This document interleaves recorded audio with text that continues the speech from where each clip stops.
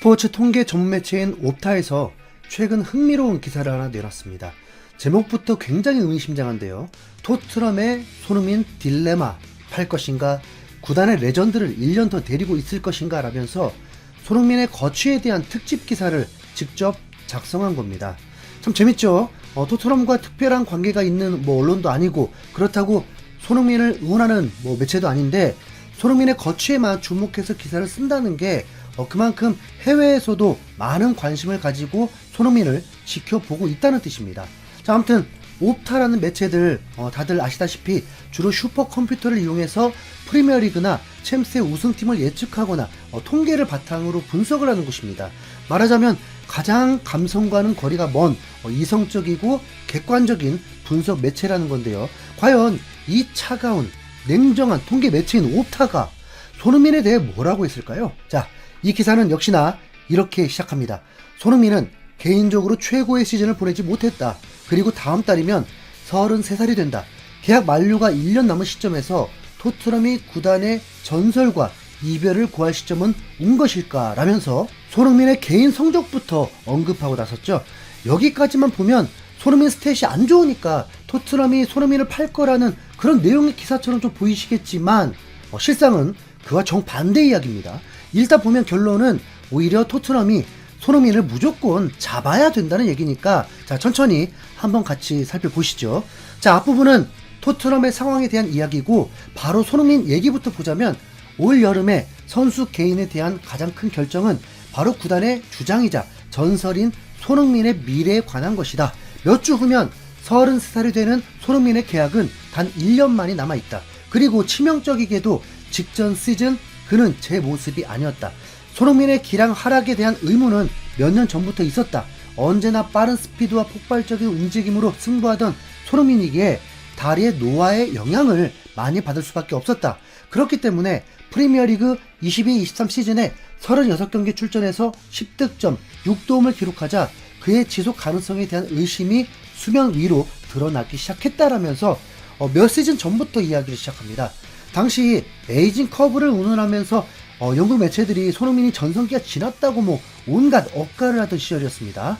자, 하지만 반전이 있죠. 네. 그러나 손흥민은 경기장 위에서의 활약으로 이러한 의구심에 대해 일관적으로 대응했다. 케인이 미넨으로 떠난 시즌에 손흥민은 리그 35경기에 출전해 페널티 2개를 포함해서 17골을 넣었고 10개의 도움을 추가했다. 덕분에 토트넘은 리그를 5위로 마쳤다. 페널티킥을 제외한 득점과 도움을 합한 골 관여 기록에서 32골 관여의 올리 와킨스와 27골 관여의 필 포든만이 25골에 관여한 손흥민보다 기록이 높았다라면서 케인 없이도 홀로 토트넘을 이끌었던 손흥민의 활약을 언급해준 겁니다. 이때를 돌이켜보면 스카이 스포츠에서는 케인이 없는 토트넘이 강등권이라면서 막말을 했던 아스날 패널도 있었는데요. 폴머슨인지 식인지 한 그 아저씨가 손흥민에게 제대로 망신을 당했죠. 그리고 리그 5위로 유로파 리그에 진출했던 게 신의 한 수로 돌아와 버렸습니다. 옵타의 기사로 돌아가서 이어서 보자면 마치 롤러코스터를 타듯이 다시 이번 시즌의 부진에 대한 얘기가 나옵니다. 하지만 손흥민의 24-25 시즌은 생산성이 떨어졌고 그에 대한 의구심이 다시 떠올랐다. 손흥민은 리그 30경기에서 1개 페널티를 포함해 7골에 그쳤고 9개의 도움을 생산했다. 그리고 그는 부상으로 얼룩진 시즌을 견뎌내면서 마지막 18경기에서 1골을 넣은 데 그쳤다. 그의 경기력과 성적은 우리가 런던에서 10년간 봐왔던 모습과는 전혀 달랐다. 케인이 떠난 이후에 페널티킥 키커를 맡았음에도 불구하고 손흥민은 13경기밖에 출전하지 않았던 토트넘 데뷔 시즌 이후에 리그에서 가장 적은 골을 넣게 됐다라면서 최근에 불거진 손흥민의 이적설에 대한 배경을 자세하게 설명했습니다. 그런데 여기서부터 기사의 어조가 바뀌면서 갑작스러운 손흥민 찬양이 시작되는데요. 손흥민을 처분하는 일은 매우 어렵다. 그는 포체티노 사단의 스타로서 유일하게 팀에 남아 트로피를 들어올릴 때까지 버틴 구단의 진정한 전설이다. 비록 손흥민은 유로파리그 결승전에 선발로 출전하지 않았지만 그 이유는 순전히 부상에서 돌아온 지 얼마 되지 않았기 때문이다. 그에게는 트로피를 머리 위로 들어 올리는 순간을 누릴 자격이 충분하다는 걸 부인할 수 없다. 통산 173골의 손흥민은 토트넘 역사상 5번째 최다 득점자이고 4위까지는 단 한 골을 남겨놓고 있다. 그가 남는다면 역대 4위까지 올라갈 것은 확실하다. 클럽의 전설인 손흥민은 프리미어리그에서도 통산 득점 16위, 통산 도움 17위다라면서 손흥민이 남긴 전설적인 족적들을 언급하면서 극찬을 아끼지 않는 모습이었죠. 이어서 여러 스탯들이 소개되는데 역시 가장 눈에 띄는 건 바로 손흥민의 독보적인 양발 활용 능력입니다. 프리미어리그에서 손흥민만큼 양발을 자유자재로 사용하는 선수는 없었고 득점왕은 더더욱 없었다. 역사상 오른발로 40골 이상을 넣은 80명의 선수들 가운데 손흥민의 왼발 비중이 38.6%로 가장 높다라면서 손흥민은 막기가 거의 불가능한 선수라고 묘사하기도 했습니다. 손흥민이 프리미어리그에서 넣은 127골 중에 오른발이 74골, 왼발이 49골, 머리가 4골로 확실히 왼발의 비율이 높죠. 사실 이것도 손흥민이 왼쪽 윙어로 나오면서 반대발을 사용하는 경우가 많다 보니까 오른발 슈팅이 많았기 때문이라고 봅니다. 자, 월드 클래스라고 불리는 선수들 중에서도 양발잡이는 그렇게 흔치만은 않은데 특히 손흥민이 인정받는 건 주발이 구분되지 않을 정도로 양발을 다 써서 엄청난 슈팅을 할 수 있다는 점이거든요.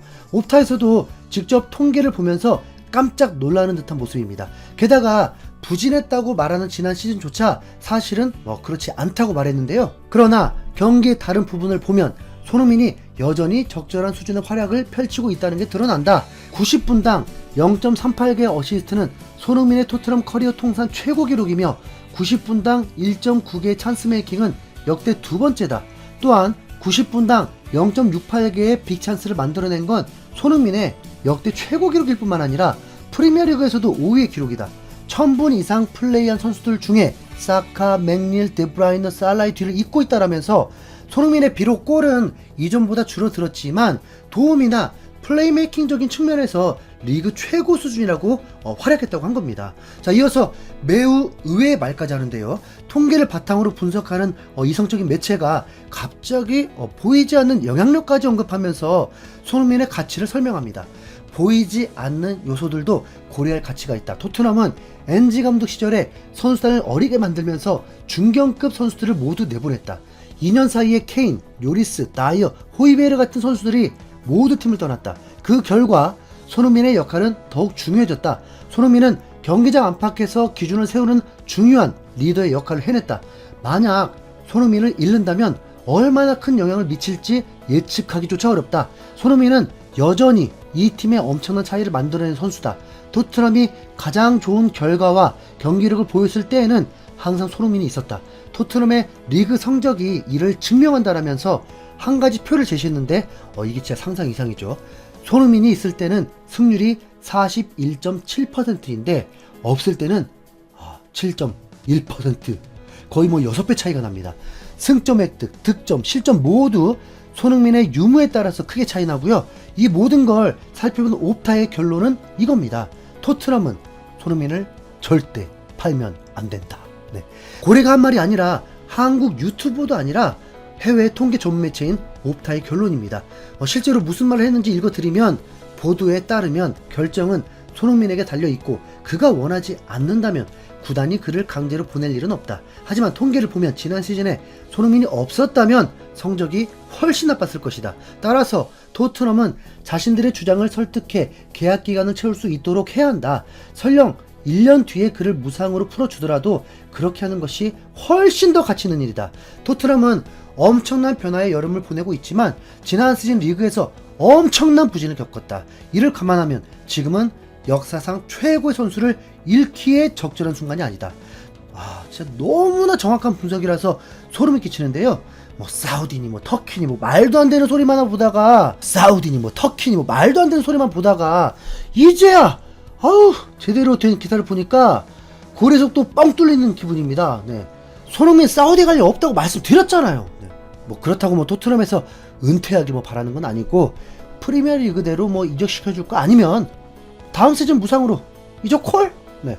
여러분은 어떻게 생각하시는지 댓글 부탁드립니다. 이상 희수연구리였습니다. 감사합니다.